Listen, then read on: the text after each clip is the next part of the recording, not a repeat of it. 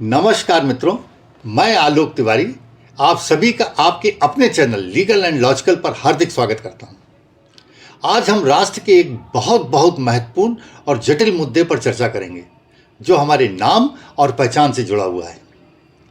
क्या अपनी पसंद का नाम रखना आपका संवैधानिक अधिकार है? यदि यह संवैधानिक अधिकार हमारे पास है तो क्या संविधान हमें आधिकारिक रूप से भी दो नाम रखने की इजाजत देता है? क्या संविधान भारत में एक व्यापारिक प्रतिष्ठान को भी दो नाम रखने की अनुमति देता है या उसको एक ही की अनुमति है? क्या भारत सरकार की किसी संस्था को भी दो नाम रखने की अनुमति दी जा सकती है? आज का ये वीडियो भारत के उन सभी नागरिकों के लिए विशेष है जो राष्ट्रीय विषयों में गहरी रुचि रखते हैं। साथ ही ये वीडियो कानून के विद्यार्थियों एवं कानून से जुड़े व्यक्तियों के लिए भी बहुत महत्वपूर्ण है।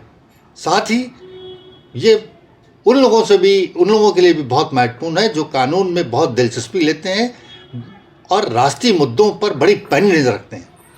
अतः मेरा आग्रह है आप वीडियो को अंत तक देखें और मेरे द्वारा खड़े किए गए विमर्श पर राष्ट्रीय परिप्रेक्ष्य में चिंतन और मनन करें।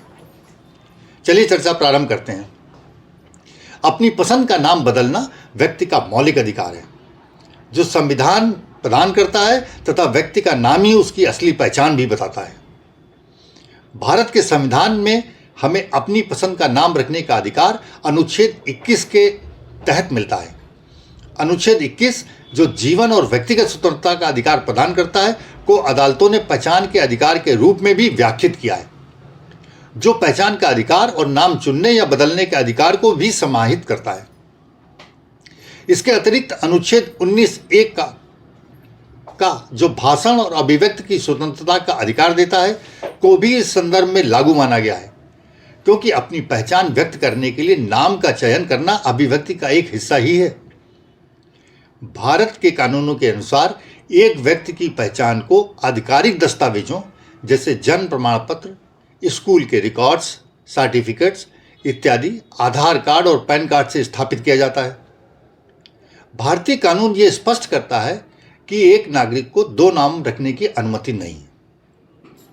मतलब भारत का कानून एक व्यक्ति को आधिकारिक रूप से दो नाम रखने की अनुमति नहीं देता है। यदि किसी व्यक्ति ने भ्रमवश या गलती से दो नामों से प्रपत्र बनवा लिए हैं तो ये धोखाधड़ी या गलत बयानी के रूप में देखा जाता है।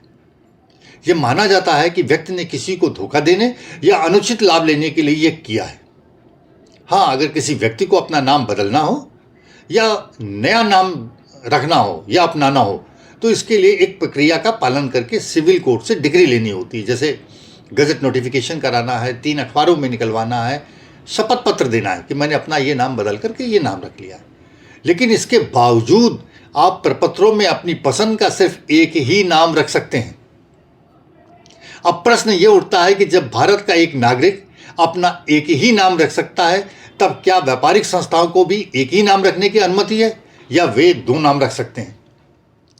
कंपनी एक्ट 1956 और 2013 कहता है कि कोई भी कंपनी एक ही नाम रख सकती है और उनको एक ही सिन नंबर मतलब कंपनी आइडेंटिफिकेशन नंबर भी एक ही मिलेगा। उनको पैन कार्ड भी एक ही मिलेगा, परंतु यदि वे व्यापार एक दूसरे नाम से करना चाहते हैं तो उसके लिए उनको अलग से डीबीए में पंजीकरण करा करके कर सकते हैं। उदाहरण के लिए फ्लिपकार्ट इंटरनेट प्राइवेट लिमिटेड अपना व्यापार केवल फ्लिपकार्ट के नाम से ही करता है। नाम उसका पूरा फ्लिपकार्ट इंटरनेट प्राइवेट लिमिटेड है। रिलायंस रिटेल वेंचर्स लिमिटेड पूरा नाम है, लेकिन ये अपना व्यापार रिलायंस फ्रेश और रिलायंस डिजिटल के नाम से करते हैं। 197 कम्युनिकेशन लिमिटेड अपना व्यापार खाली पेटीएम के नाम से करता है।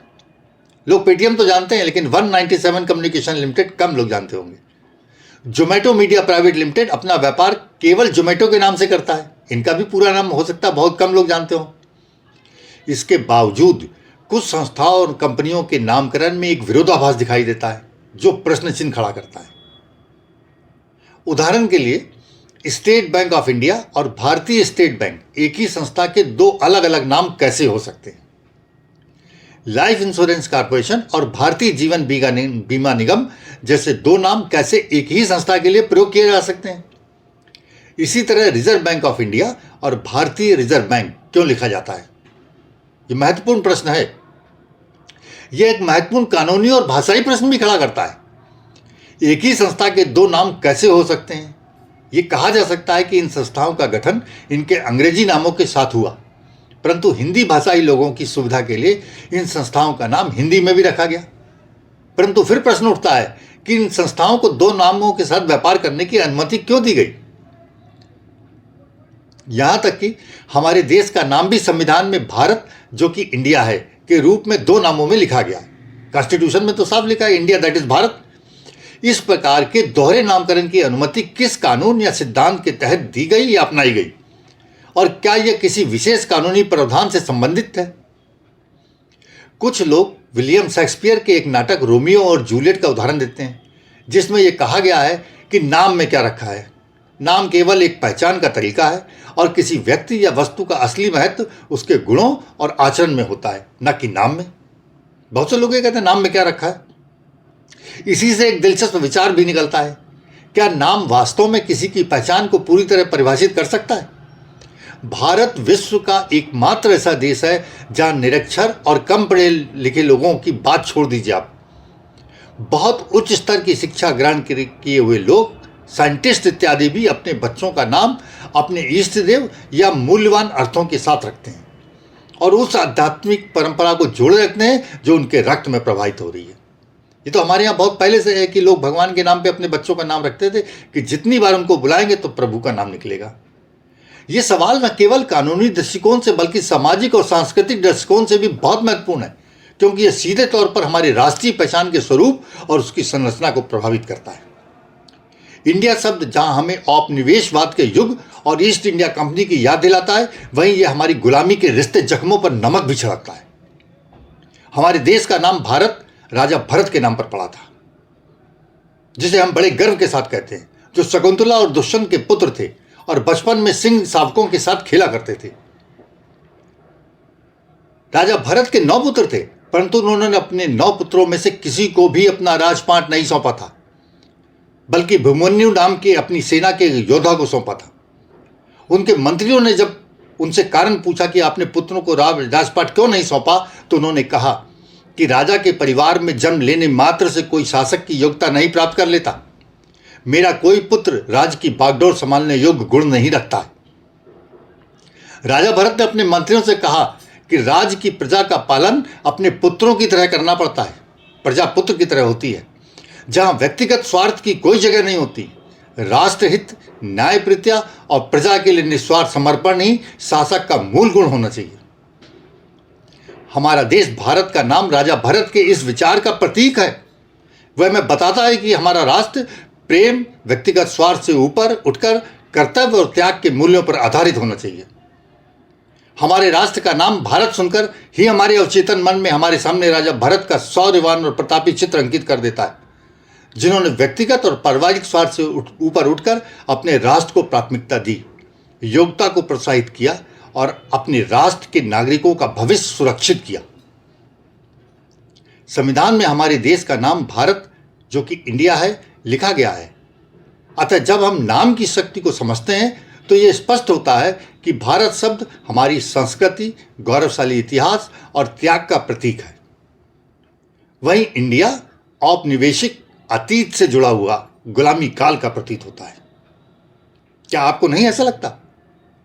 मैं अपने दर्शकों को बताना चाहता हूं कि संविधान सभा के दौरान सेठ गोविंददास, जो मध्य प्रदेश से थे, ने इंडिया शब्द का विरोध किया था और केवल भारत शब्द को संविधान में शामिल करने की मांग भी की थी। उनका तर्क था कि इंडिया औपनिवेशिक अतीत का प्रतीक है और हमें अपने देश के लिए स्वदेशी नाम ही अपनाना चाहिए। हरि विष्णु कामत, ये भी मध्य प्रदेश के थे, संविधान सभा के सदस्य थे, ने प्रस्ताव रखा था कि देश का नाम केवल भारत रखा जाए, क्योंकि यह हमारी प्राचीन परंपराओं और संस्कृति से जुड़ा हुआ है। कृष्णानंद गुप्त भारतीयता और भारत शब्द का समर्थन कर रहे थे और इंडिया शब्द को हटाने की मांग कर रहे थे। यह संविधान सभा में हो रहा था जो अम्बेडकर जी ने जिस समय नाम रखने की बात की थी। एच.बी. कामत, जो दक्षिण से संविधान सभा के सदस्य थे, उन्होंने भी इंडिया शब्द का जोरदार विरोध किया था और देश का नाम भारत करने के लिए प्रस्ताव किया था। और उनके साथ और भी दक्षिण के बहुत से लोग थे। अब विमर्श ये भी खड़ा होता है कि यदि हम भारतीय स्टेट बैंक नाम का उपयोग करें तो इसे अंग्रेजी में स्टेट बैंक ऑफ इंडिया में अनुवाद करने की आवश्यकता ही नहीं होगी। इसका सीधा कारण यह है कि जब विदेशी ग्राहक किसी बैंक से लेन देन करते हैं तो वे इसकी भारतीय पहचान से स्वयं परिचित हो जाते हैं। भारतीय स्टेट बैंक नाम अपने आप में स्पष्ट करता है कि यह बैंक भारत से संबंधित है और इसे अंग्रेजी में बदलने की आवश्यकता नहीं है। इसी प्रकार भारतीय जीवन बीमा निगम को भी अंग्रेजी में लाइफ इंश्योरेंस कॉर्पोरेशन लिखने की आवश्यकता नहीं है। वहीं भारतीय रिजर्व बैंक ऑफ इंडिया का अनावश्यक अंग्रेजीकरण किए बिना भी यह स्पष्ट किया जा सकता है कि यह भारत की प्रमुख वित्तीय संस्था है। अगर इनका नाम ना भी बदलें, आप भारतीय स्टेट बैंक रख दें, भारतीय जीवन बीमा निगम रख दें, तो भी ये भारत के ही तो रहेंगे। अब सवाल ये उठता है कि भारतीय कानून के तहत जब कोई व्यक्ति केवल एक ही नाम रख सकता है तो सरकारी संस्थाओं और कंपनियों को दो नाम रखने की अनुमति किस आधार पर दी गई। सवाल यह भी उठता है कि क्या भारत और इंडिया इन दो नामों के पीछे कोई गहरी विचारधारा है? क्या यह हमारे देश की विविधता और समृद्धि का प्रतीक है? इस दोहरे नामकरण को किस कानूनी और वैधानिक तर्क पर आधारित किया गया है? यह मात्र अंग्रेजी से हिंदी समझने के लिए किया गया या अंग्रेजी के औपनिवेशिक युग की याद दिलाने के लिए किया गया है? दर्शकों, आपके इस मामले में क्या विचार हैं? संविधान में इंडिया शब्द बना रहना चाहिए या देश का नाम केवल भारत ही माना और पुकारा जाना चाहिए? मुझे उम्मीद है कि इस चर्चा के जरिए आप भारतीयता और संस्कृति के इस मुद्दे पर एक गंभीर विमर्श खड़ा कर सकेंगे। अपने विचार कमेंट बॉक्स में मुझे अवश्य लिखिएगा। अगर आपको यह विमर्श अच्छा लगा हो तो कृपया वीडियो को लाइक करें, शेयर करें और चैनल को सब्सक्राइब जरूर करें।